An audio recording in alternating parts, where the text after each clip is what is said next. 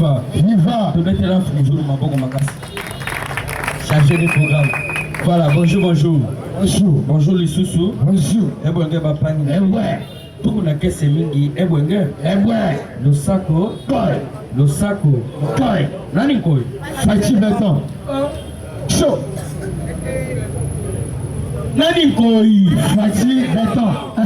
Facture toi. Weto. Facture toi. Weto, oui. Pourquoi tombe le jambo? Jambo sana. Pourquoi tombe le jambo? Jambo sana. Le véritable batete la sofo le ngoina franc dongo moyano. Moyano. Samutamba bajano. Eyo. Papa za pembeni wana mbota zondi mate minoko nyoso alobaka monoko ni Nini. soko sali Rwanda yebe Nyerelado. ah Kabila condamné yo esengweza kaka te donc yo sana dossier moko il faut le kawa na bilili awa oloba dossier na yo soko tokoyeba yo siko zela président Fatime Béton. Fatime Béton. Je n'ai que 1, 2, 3, 4, 5, 7 bords. Patienter Zamoulaïté, aucun de Moussala. Attends à 8h20, 8h30, aucun de Nayo. Dans le bien, très bien, Yaya Mato et Kangama. Dans le bien, il y a 7 bords. Il y a un titre. Peut-être par rapport à titre, au cause de déjà aux informations, aussi mise là au pays. On va causer le développement. Des bakos Zalawana, bakos Soba, l'eau fraîche. C'est la réponse. Que se passe-t-il après les sanctions américaines contre les politiques canadiennes? La sanctionner Kabila, oui. Au Salima, je vous botiki, mais mots. S'il vous plaît, Yaya. Mais comment moi je donne mes dossiers, vous commencez à me déranger? C'est la présidence qui parle. Écoutez bien les informations, parlez. Tout le monde a parlé ici. Mais je n'ai pas vu une réaction. Mais comment je viens, je présente tout d'abord mes titres et je dois parler.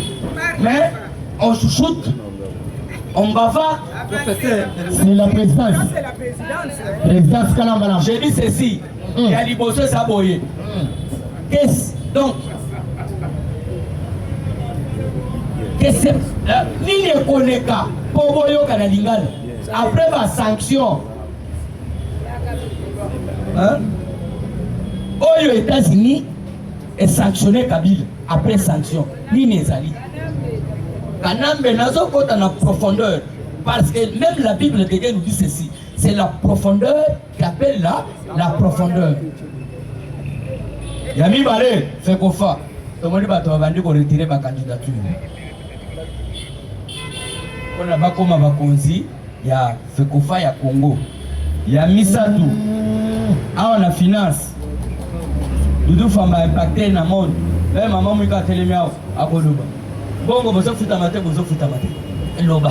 Ah, non, il y a moi, déjà informé, il est fait vivant. Il y a pas de révélation. Oui, la Rachima. Oui, Batamaki Nakati. Puisque Bosawana.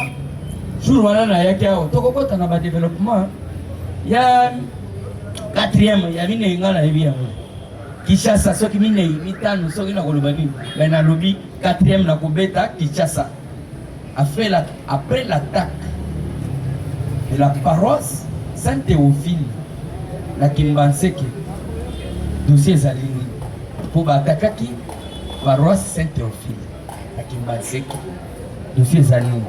Et puis de Tokokende, na Exeta, na Kananga Tomoni 49 finalistes arrêtés en pleine maquis.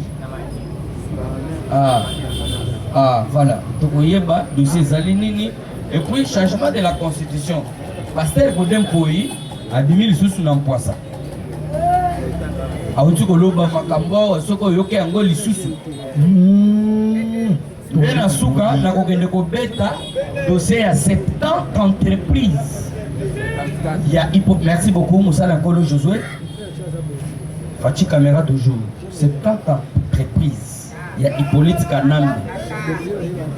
Pour le moment de Tozolo Baboy. Sous sanction. Alors, si vous êtes d'accord, on a 7 bornes, on a beta. Yo tombe la Galiboko Ganga base. Merci. Voilà, Fatime. Béton, écoutez bien les informations, parlez. Na lingina luna yebisa yo papa yaya kulutu omone to saboye ta ko saba vantite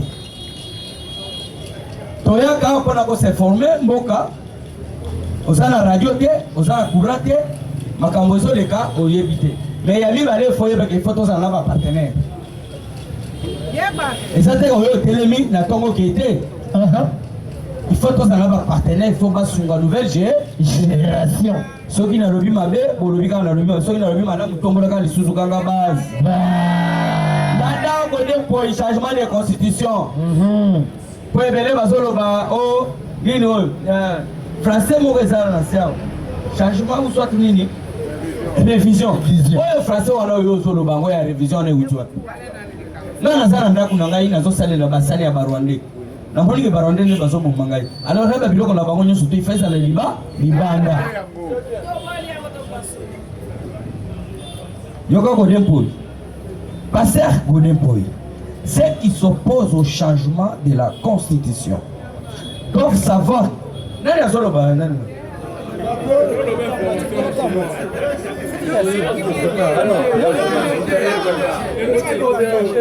Yango poso comprendre que chinois a commis 3 semaines de fois parce qu'il faut comprendre le côté ya ko sala.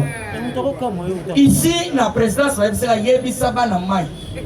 Yebisa papa bakulutu. Nous devons avoir un comportement sain. Mais kuna me yo kana nous godé pour so ito to condamner.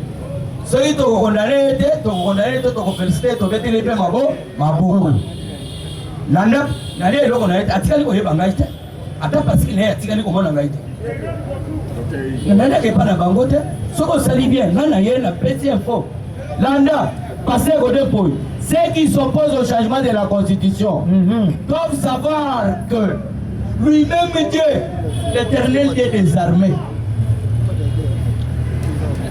a changé sa constitution. Même Dieu a changé sa constitution.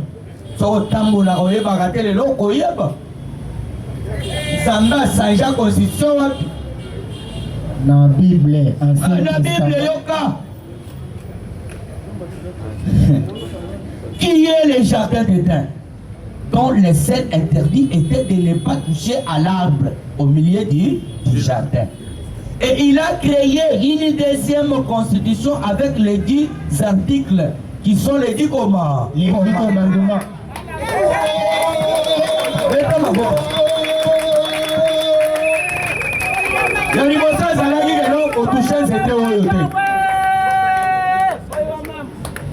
C'était les constitutions liboso nzamba sala a créé par na kata jardin d'Éden tala kosimba yango te bakenda kosimba conséquence koyebi yango nzamba ye ko changer ko constitution aye ko pesa les 10 commandements. Ça c'est Godempoy. Et alors c'est pour dire que notre constitution doit être changée pour l'adapter aux réalités actuelles et à déclarer Godempoy.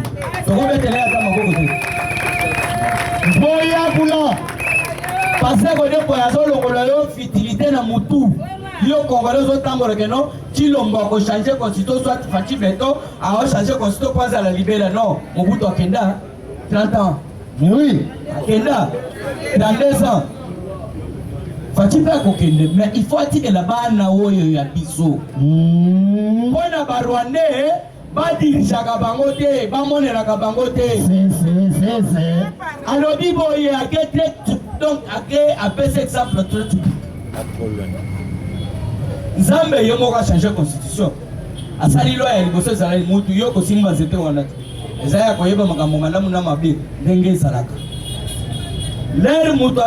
de se faire. Donc, accueilli Mupanzi. Zambé a changé la constitution.